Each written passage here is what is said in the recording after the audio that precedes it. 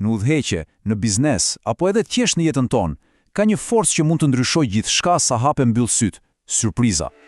Ajo nuk të lajmëron, thjesht ndodh, dhe mënyra se si I përgjigjemi asaj, shpesh aty bëhet dallimi mes suksesit dhe dështimit. Pra, si përgatitemi për diçka që as nuk e dim se po vjen? Pikërisht këtë pyetje do të eksplorojmë së bashku. Dhe ky citat nga John Maynard Keynes e thot më së miri. Na kujton se e vetmja gjë që mund ta presim me siguri është e papritura. Surpriza nuk është përjashtim nga rregulli. Ajo është vetë rregulli. Ti hedhim një sy disa shembujve të shpejtë. Mendoni pak për botën e biznesit. Gjigant si Eastman Kodak dhe Polaroid dikur dukeshin të pamposhtur, apo jo? Por u gjynjëzuan nga një surprizë teknologjike, ardhja e fotografisë digjitale, një ndryshim që ata thjesht nuk arritën ta parashikonin tamam. Ose në fushën ekonomike, kolapsi I tregut të pasurive të paluajtshme në 2008 ishte një tronditje jashtëzakonshme. Ajo rrezikoi të shemte institucionet të tëra financiare dhe tregoi se si surprizat mund të lëkundin ekonomitë botërore deri në themel. Dhe në arenën politike, rënja e Befte Shahu Tiranit në 79-ën, një ngjarje që riformoi të gjithë lindjen e mesme dhe dërgoi valë tronditëse efektet e të cilave I ndjejmë edhe sot. Mirë, për të kuptuar se si t'ia dalim në këtë botë kaq të paparashikueshme, udhëtimi ynë sot do të kalojë nëpër 5 pika kryesore. Së pari, do pranojmë që surpriza është e sigurt. Më pas, do të përkufizojmë idenë kryesore, të panjohurën e panjohur. Do të shohim pse ndodhin dështimet e imagjinatës dhe si mund të përgatitemi për të papriturën. Dhe në fund, do të arrijmë në një përfundim interesant. Pse surpriza e vërtet është që ne vazhdojmë të habitemi. Atëherë, le të fillojmë me themelin e gjithçkaje. Siguria e surprizës. Këtu do të kuptojmë pse aftësia për të menaxhuar të papriturën nuk është thjesht një aftësi e mirë, por është testi final I një lideri të vërtet. Ky citat I Donald Rumsfeld e kap tamam këtë ide. Çështja nuk është të shmangesh surprizave, sepse kjo është e pamundur. Çështja është të zhvillosh aftësinë për të përgjigjur me efikasitet kur ato ndodhin. Kjo ide është baza për gjithçka që do të flasim më tej. Tani, le të kalojmë te koncepti që është në zemër të këtij diskutimi, përkufizimi I të panjohurës së panjohur. Dhe për ta kuptuar këtë, do të kthehemi pas në kohë në një ngjarje që ilustron në mënyrë perfekte. Imagjinoni pak skenën. Jemi në qershor të 1972-shit dhe Donald Rumsfeld është në shtëpinë e barë të Nixonit. Del një lajm për një vjedhje të vogël në selinë e partisë kundërshtare. Shumica e pan si diçka pa rëndësishme, thjesht zhurmë fushate. Por ky ishte vetëm fillimi I diçkaje shumë më të madhe. Dhe pikërisht këtu, Rumsfeld kristalizon një ide thelbësore. Skandali Watergate nuk ishte thjesht një problem tjetër. Ishte një kategori krejtësisht të re problemi. Ishte kaq tronditës, pikërisht sepse askush nuk mund të imagjinonte se sa thellë shkonte. Nuk ishte se nuk I kishin përgjigjet, ata as nuk dinin se çfarë pyetjesh të vonin. Pra ja ku qëndron thelbi. Të panjohurat e panjohura nuk janë thjesht rreziqe që I kemi llogaritur.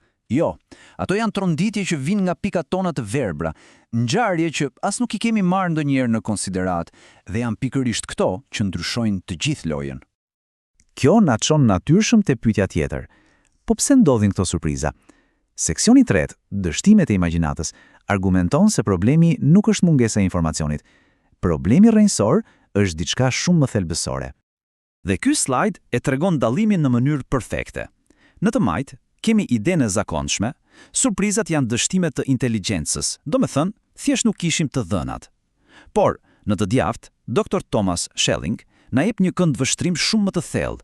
Shpesh, informacioni është aty, por ne jemi të mbytur prej tij. Problemi I vërtet është pa aftësia jon për të imagjinuar se si këto pika mund të lidhen për të krijuar një kërcënim të ri, diçka të panjohur. Dhe historia na jep shembuj të dhimbshëm. Për Pearl Harbor kishte përgjime, por ato u humbën në zhurmën e informacioneve të tjera. Për 11 shtatorin, ideja e përdorimit të avioneve si armë ekzistonte, por u konsiderua e paimagjinueshme. Për Iranin, shenjat e pakënaqësisë ishin aty, por u injoruan. Në secilin rast, sinjalet ishin aty, por u hodhën poshtë sepse nuk përputheshin me atë që prisnim të shihnim. Ky citat nga Dr. Thomas Schelling është një përmbledhje briliante e këtij kurthi mendor. Ne barazojmë atë që se kemi hasur më parë me të pamundurën. Sepse një skenar na duket I çuditshëm ose jashtë normales, hedhim poshtë si të pamundur dhe si rezultat nuk përgatitemi fare. Ky është thelbi I një dështimi të imagjinatës. Mirë, pra e diagnostikuam problemin. Po tani, çfarë bëjmë për këtë? Le të kalojmë tek seksioni i 4, përgatitja për të papriturën, ku do të shohim disa strategji shumë praktike. Pra, si e bëjmë këtë konkretisht? Ja 4 hapa strategjik. Së pari, mbledhim njerëz me këndvështrime të ndryshme për të parë sa më shumë mundësi. Së dyti, bëjmë vazhdimisht pyetjet e vështira po sikur. Së treti, sfidojmë në mënyrë aktive supozimet tona, ato gjëra që i marrim si të mirëqëna, dhe së katërti, ndërtojmë organizata fleksibël të shkathta që mund të përshtaten shpejt. Qëllimi nuk është të parashikojmë saktësisht të ardhmen, por të ndërtojmë aftësinë për t'i bërë ballë asaj. Dhe kjo nuk është thjesht teori, funksionon në praktik. Mjafton të shohim komandën e përbashkët të operacioneve speciale, JSOC, në Irak. Ata po përballeshin me një armik krejtësisht të paparashikueshëm, kështu që u bën edhe vetë të paparashikueshëm. Sheshuan hierarkit, shpërndan informacionin në kohë reale dhe krijuan një rrjet që ishte po aq i shpejt sa rrjeti terrorist që po luftonin. Ky është një shembull perfekt i shkatësisë organizative në veprim. Ky citat nxjerr në pa rrezikun më të madh nga të gjithë, vetë kënaqësinë. Franca ndërtoi linjën Maginot, një mrekulli inxhinierike, për të luftuar sërish luftën e parë botërore. Por gjermanët thjesht e anashkalluan. Të përgatitesh për luftën e fundit është receta e sigurt për t'u kapur në befasi nga ajo që vjen më pas. Dhe kjo na sjell në përfundimin ton, ku mësimi kryesor është paksa paradoksal, si të arrijmë në pikën ku nuk habitemi më. Le t'i lidhim të gjitha fijet së bashku. Në fund të ditës, ja ku qëndron gjithçka. Duke parë gjithë historinë njerëzore, plot me tronditje, kriza dhe ndryshime të papritura, surpriza nuk duhet të jetë më një surprizë, duhet të jetë pritshmëria jonë standarde. Ndryshimi i vërtet mendor është të pranojmë pasigurinë si një konstante dhe të veprojmë në përputhje me të. Dhe kështu e mbyllim me një pyetje për reflektim. Në punën tonë, në jetën tonë, cilat janë ato supozime që nuk i vëm kurrë në dyshim? Cilat janë ato skenar të çuditshëm që po i hedhim poshtë si të pamundur? Kjo është sfida e vërtet.